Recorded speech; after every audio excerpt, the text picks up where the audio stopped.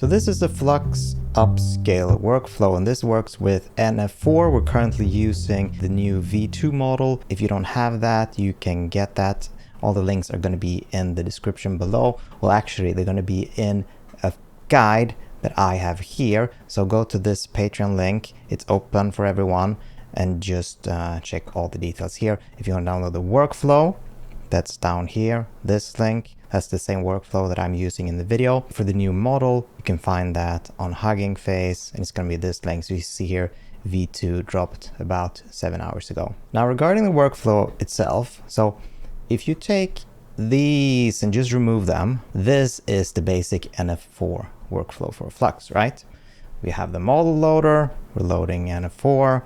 We have a prompt, in this case, cyberpunk photo of a face close-up. The text FLUX Upscale is tattooed on a woman's cheek. She has blue hair and sunglasses with a pink and yellow tint. And this is the first result, right? Looks pretty good. We have FLUX Upscale here. This image isn't upscale, but we're getting that in the next step.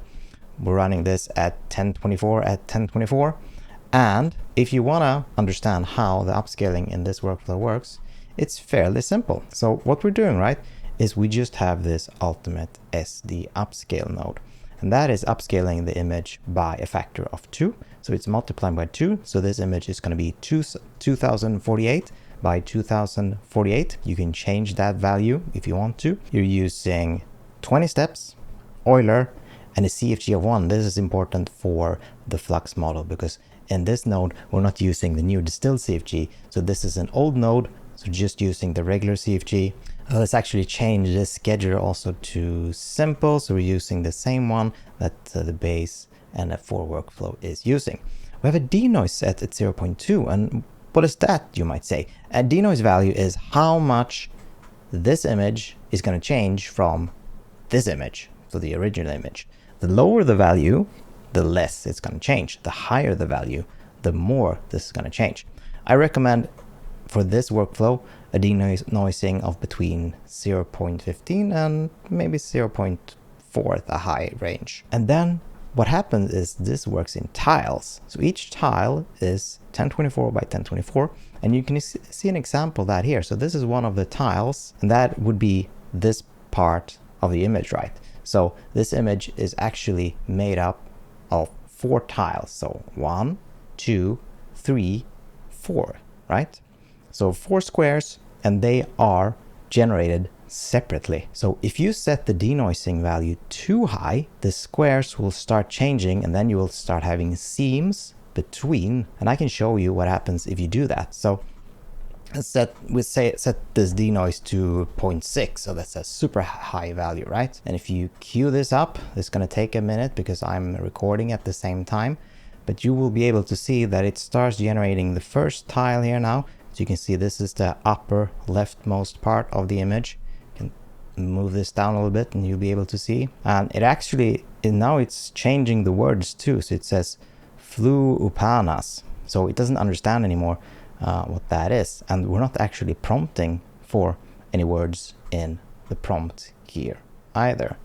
And that's because of the tiling system, right? So if you would have a prompt here, that would be applied to each square. So if you have the original prompt, a blue-haired girl, it would try to make a blue-haired girl in each of the 4 squares.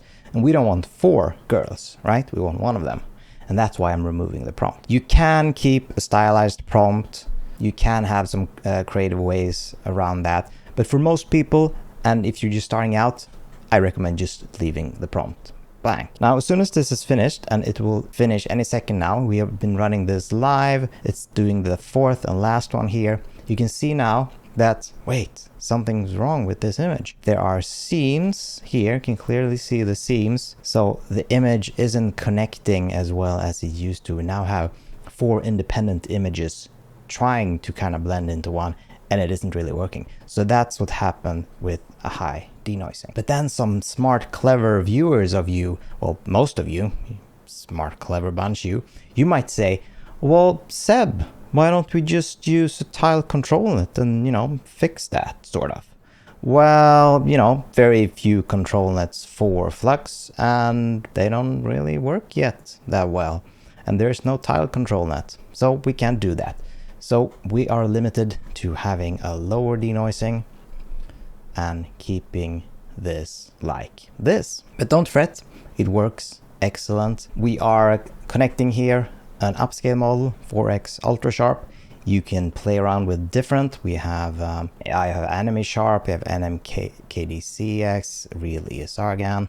If you don't have any of these, you can go into your manager, model manager, and you can search here ultra sharp, for example, and install that. Now let's say that you try to run this and, well, it's kind of breaking your hardware. The fans are revving up, you can't do anything, generating for 3 hours, and it's barely reaching 50%. Well, then I would recommend you to try a cloud solution. Just go to a tool like Think Diffusion, start their experimental Comfy Turbo at 24 gigabytes, and just drop the workflow in.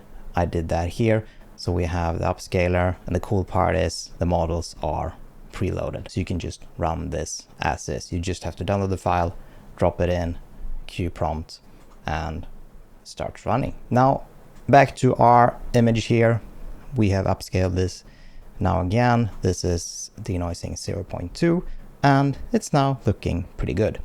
Now the skin is a little plasticky, but that's because we had that kind of in the original, right? So if you want to get more of a realistic skin tone, you need to prompt for that. Now we had this plasticky kind of vibe, but it is indeed better than what we had initially. And the cool part about this, you can actually keep it going, right? So let's say that you want to do this even more, and you might think, oh, let's just upscale this 4 times straight off the bat. Well, you can, but you can also do it like this. So you take this, control copy, shift control paste, shift control paste. You see all these little lines are still connected. So that means that they're copying this node with all the nodes connected. So what we just got to do is take this and put that into there. So after this has been upscaled, it's going into a new upscale. And then if you want, we can have a new save image here. And now it's going to another upscale. So this would be 2 upscale here, and this would be 4 upscale there, right? And the next step would be an 8, and so forth, 16. So you can just keep going. And something I like to do with this is I might want to do here, I might want to do a 0.4 denoising. And in this one, I might want to do all this. Now we're getting some detail in. Now we just want to start fine tuning 0.3.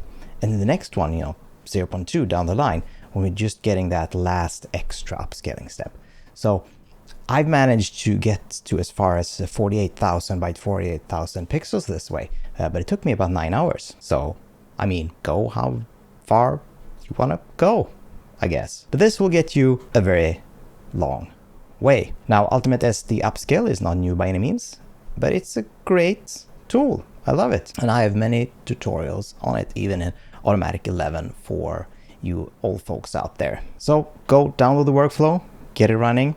Again, there is a guide on Patreon how to get all this going, and there's some extra info about the settings that we discussed, and the workflow again is down here. Now this is public for everyone, but YouTube isn't paying me a lot these days, so if you want to support on my Patreon, please do. Thank you for anyone that does. A beaver is lying on the ground after falling. A chat bubble reads, damn it. Man, it just gets text every time. I never have to render again.